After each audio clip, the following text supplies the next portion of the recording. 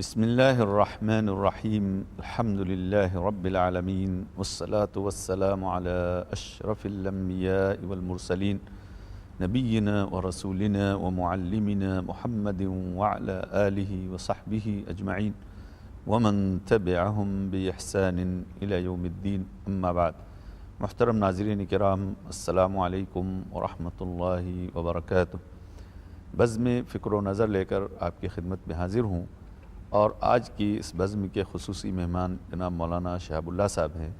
اور یہ وہی ہمارے مہمان ہیں جن کے ساتھ ہم نے پچھلی کئی نشستوں میں رمضان کے احکام و آداب پہ گفتگو کی ہے۔ ہماری گفتگو پچھلی نشست میں اس نقطے پر پہنچی تھی کہ رمضان کے روزوں کے درمیان کیا چیز مستحب ہے اور کیا چیز مکروہ ہے۔ آج ہم یہ جاننے کی کوشش کریں گے کہ روزہ رکھتے ہوئے کون کون سے کام مباح ہیں، جائز ہیں۔ کچھ کام تو سبھی جانتے ہیں جائز ہے، لیکن بعض کاموں کے متعلق کچھ لوگوں کو غلط فہمی ہے،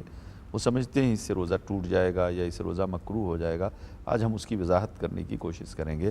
لیکن اس سے قبل تھوڑی سی بات مکروہات کے تعلق سے یہ بات یاد رکھنی چاہیے کہ بہت سارے کام ایسے ہیں کہ انسان کچھ نہیں کرتا ہے تو سمجھتا ہے کہ یہ کچھ نہ کرنا تو مکروہ میں نہیں داخل ہوگا۔ جیسے بہت سارے لوگ رمضان کے مہینے میں سحری کر کے اور پھر سوئے رہ جاتے، ظہر تک سوتے، تو ظہر تک سوئے رہنا،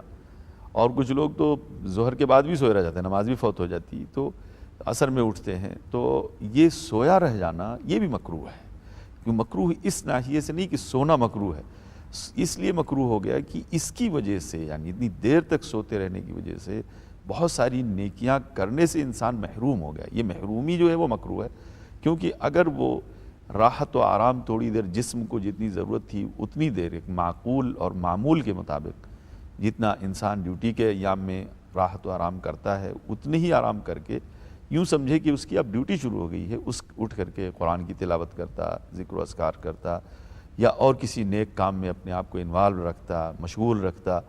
تو یہ اس کی مشغولیت، یہ اس کی ایکٹیویٹیز اس کے لیے اجر و ثواب کا سبب بنتی۔ اس لیے سویا رہ جانا گویا بہت سارے خیر کے کاموں سے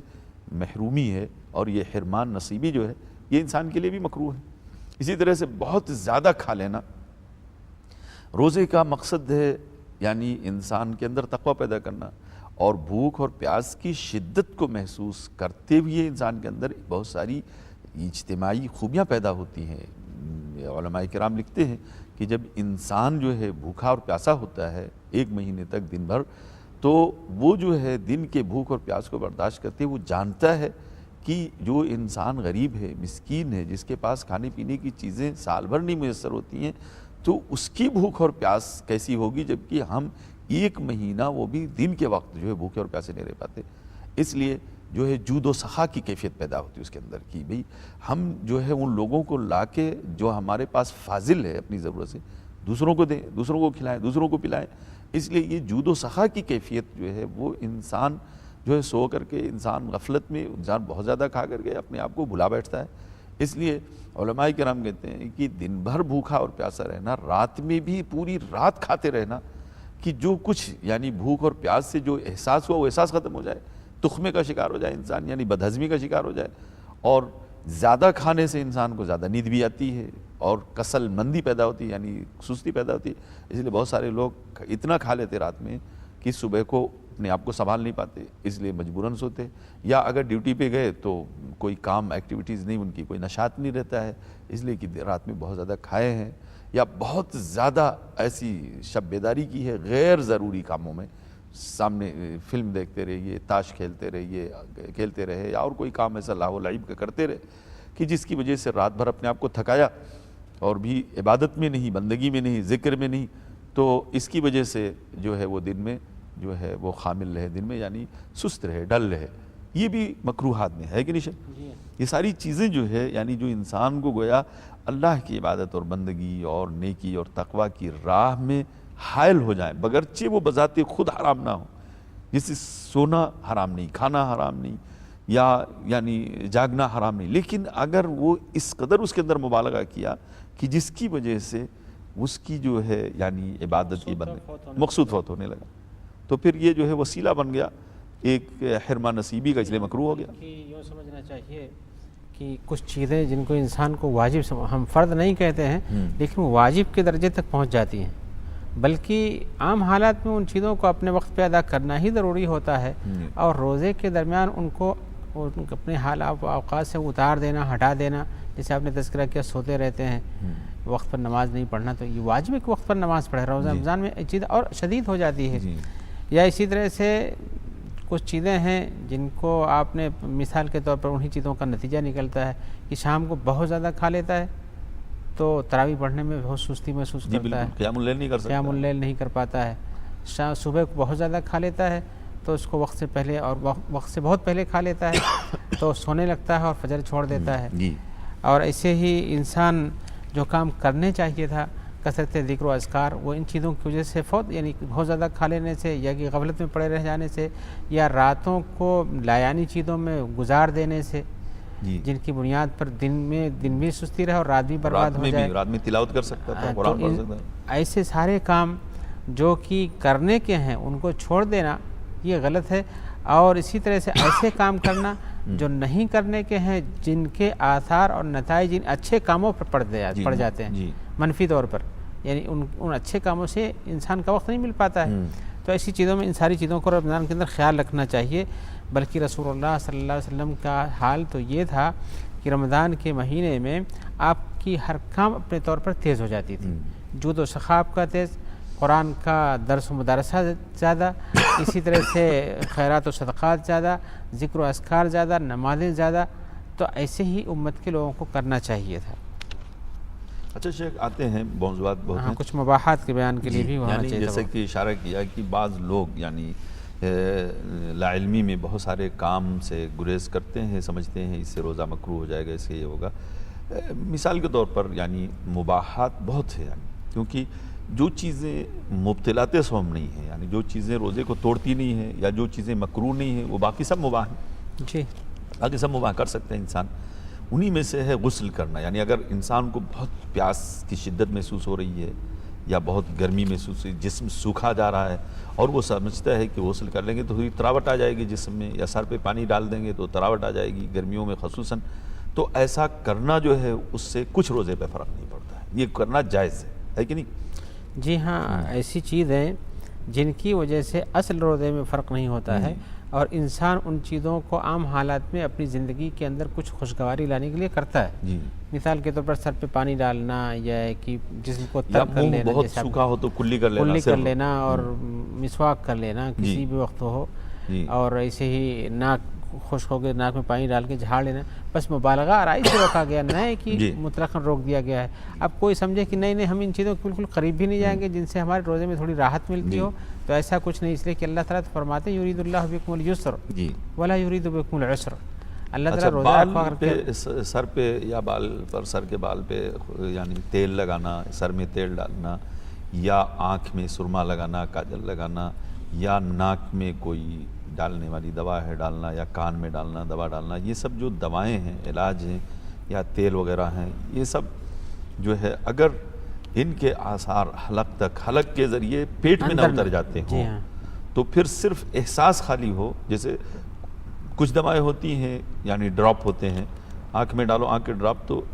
جو ہے حلق پہ محسوس ہونے لگتا ہے، کڑواہٹ محسوس ہوتی ہے، لیکن وہ پیٹ میں نہیں اترتا، وہ پیٹ میں نہیں اترتا ہے، تو اس سے روزہ نہیں ٹوٹتا ہے. جی ہاں.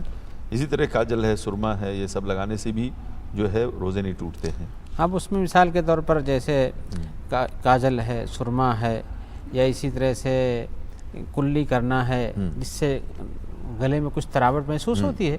ایسا نہیں کہ پانی منہ میں جائے گا تو اس کی کچھ نمی یا اس کی کچھ ٹھنڈی ہوا آپ سے محسوس ہوتی ہے. یا اسی طرح سے ایسی چیز جس کے ذریعے سے انسان اپنے آپ کو، مثال کے طور پر جیسے منہ میں تھوک ہے اچانک چلا جاتا ہے خود سے، قصد و ارادے سے اکٹھا کر کے اس کو ڈال کے تر کرنے کی بار بار کوشش نہیں کرتا ہے، خود سے آیا چلا گیا، یعنی منہ کے اندر ہی تھوک تھا پھر نیچے اتر گیا، اس سے کچھ فرق نہیں پڑتا ہے. ایسی ساری چیزیں جن کے بارے میں سوچا جاتا ہے کہ یہ اندر چلی جاتی ہے کہ ان کے ذریعے سے نقصان ہو سکتا ہے، یا کہ اس کو اپنے جسم کے منافذ میں جیسے کان ہے، ناک ہے، آنکھ ہے، منہ ہے، ان میں ڈالنے سے جبکہ اس کا اثر یہیں تک محدود رہتا ہو تو اس سے روزے کے اندر کچھ فرق محسوس نہیں ہوتا ہے، نہ ہونا چاہیے، وہ چیزیں مباح ہیں۔ اچھا شیخ ایک چیز اور، یہ احتلام کا ہو جانا دن میں، ہاں کسی بھی وقت انسان سویا اور اس کو جو ہے فالنگ ہو گئی، احتلام ہو گیا، انزال منی ہو گئی، اس نے کچھ اس میں نہیں کیا، خواب سونے کی عالم میں ہو گیا یا کوئی بیماری کی کمزوری کی وجہ سے ہو گیا، کسی شہوت کا تصور کیا، منی خارج ہو گئی، تو یہ ساری چیزیں یہ بھی ان سے بھی روزہ جو ہے کہ اوپر کوئی اثر نہیں ہوتی، سب مباح ہیں یعنی۔ جی ہاں، اس کے پہلے ہم بتا چکے ہیں کہ ہر وہ چیز جس کا تعلق قصد و ارادے سے ہو، اگر وہ قصد و ارادے کے ذریعے سے روزہ توڑنا چاہتا ہے تو روزہ ٹوٹتا ہے، اور اگر کوئی چیز اپنے سے آ جاتی ہے یا اس کے قصد و ارادے کے بغیر آ جاتی ہے، اس کا اس میں کچھ دخل نہیں ہے، جیسے قصد و ارادے سے جمع کرنا، شہوت کا نکالنا، اگر یہ چیز نہیں ہے، سویا تھا ایسا ہو گیا تو اس کے اوپر اس کے روزے میں کچھ فرق نہیں پڑتا۔ اچھا اگر کسی کے اوپر غسل واجب تھا رات میں، جی، یا جنابت کی وجہ سے یا احتلام کی وجہ سے یا حیض و نفاس سے نکلنے کی وجہ سے، کیونکہ عورت تھی اس کو رات میں کسی وقت حیض منقطع ہو گیا یا نفاس منقطع ہو گیا، اب وہ جو ہے یعنی اسی حالت میں صبح ہو گئی اور غسل نہیں کیا، اذان ہو گئی، تو کیا یعنی ایسا کرنا یا جان بوجھ کے لیٹ کیا، یعنی غسل کیا فجر کے بعد، اذان کے بعد، تو کیا ایسا کرنا جائز ہے؟ اس سلسلے میں جواب دینے کے لیے ہمیں حضرت عائشہ کی حدیث بیان کرنی چاہیے، جس میں وہ فرماتی ہیں ان نبی صلی اللہ علیہ وسلم کان یصبح جنبا وهو صائم ثم یغتسل، بخاری مسلم کی روایت ہے کہ رسول اللہ صلی اللہ علیہ وسلم جنبی کی حالت میں صبح کرتے تھے، یعنی ان کو نہانے کی ضرورت رہتی تھی، واجب غسل کی، اس کے باوجود بھی حالت صوم میں روزہ کی نیت کر کے بھی اور صبح ہو جاتی تھی، اس کے بعد غسل کرتے تھے، پھر نماز پڑھنے جاتے تھے، یعنی گویا واجب نہیں ہے اذان سے پہلے غسل کرنا، تو اس کا مطلب اگر پہلے کر لیا تو بھی ٹھیک ہے، بہت اچھا ہے۔ جی ہاں، اللہ کے رسول کا یہ عمل اپنی جگہ پہ اس بات کی ہمیں اجازت دیتا ہے کہ اگر کوئی آدمی طلوع صبح صادق کے بعد بھی غسل کرتا ہے جبکہ وہ روزے کی نیت کر چکا ہے، سحری کھا چکا ہے، تو بھی اس کا روزہ باطل نہیں یعنی ہوتا، روزہ غسل لیٹ کرنا جائز ہے، حالت روزہ میں غسل کا کام نہیں کیا، حالت روزہ میں صرف غسل کیا ہے، تو طہارت کی چیزوں کو حاصل کرنا، اس سے دور اور پاکی حاصل کرنا، اس سے کچھ روزہ فرق میں جزاک اللہ خیر۔ گویا لیکن اسی پر قیاس کر کے یعنی عورت کا اگر حیض منقطع ہو گیا رات میں کسی وقت تو وہ بھی سحری وحری کر لے اور اس کے بعد غسل کیا تو اذان کے بعد کوئی حرج نہیں ہے، کوئی حرج نہیں، نفاس کی منقطع ہو گیا اور غسل کیا اذان ہونے کے بعد تو بھی کوئی حرج نہیں ہے، تو بہرحال احتلام ہو گیا، انسان نے غسل کیا اذان ہونے کے بعد ہو گیا، لیکن یہاں یہ یاد رکھنا چاہیے کہ جو ہے طلوع شمس کے بعد تک اس کو لیٹ نہیں کرنا چاہیے، یعنی طلوع شمس تک، وہاں دوسری مشکل شروع ہو جاتی ہے، طلوع شمس کے بعد تک لیٹ کرنے کا مقصود ہے کہ نماز فوت کر دیا، نماز نہیں پڑھی، جبکہ نماز کو اپنے وقت پہ ادا کرنا یہ کتاب موقوتہ ہے، یعنی فرض کیا ہوا ہے، تو جب نماز اپنے وقتوں میں فرض کی گئی ہے تو اس کو وقتوں میں ادا کرنا چاہیے، اور فجر کے وقت طلوع شمس کے بعد ختم ہو جاتا ہے، اس کا مطلب ہے کہ جس کے اوپر غسل واجب ہو جائے دن میں تو اس کو یعنی نماز کے پڑھنے سے پہلے کر لینا چاہیے، اور نماز نہیں چھوڑنا چاہیے، اس کی وجہ سے نماز نہیں چھوڑنا چاہیے، اگر اس کی وجہ سے نماز غسل تو مؤخر کر سکتا ہے طلوع فجر، لیکن نماز نہیں مؤخر کر سکتا ہے، ہاں الا کہ جیسے جو حالات میں بتائے استثناءات کے کہ انسان سو جائے، وہ الگ بات ہے، اس کی نیند ہی نہیں کھلی اس وقت تک تو اس کا الگ حکم ہے، جس وقت جاگے اس وقت اس کو کام کر کے عام حالات میں بھی حدیث میں من نام عن صلاۃ او نسیها فلیصلیها اذا ذکر، اس کا حکم رمضان بھی لگتا ہے، لیکن قصدن و عمدن جان کے سونا کہ چلو سوتے رہیں گے اور صبح ہو جائے گی ظہر ہو جائے گی، جیسا کہ پچھلی یہ کچھ دیر پہلے ہم نفی کر چکے ہیں، لہذا ایسا نہیں کرنا چاہیے۔ جزاک اللہ خیر۔ ایسے ہی ایک چیز اور یاد رکھنا چاہیے، کچھ لوگ جیسے حقنہ لگانا یا کہ حجامت کرنا، یہ بھی یعنی انجیکشن، جی ہاں، یا حجامت کرنا، تو اس سے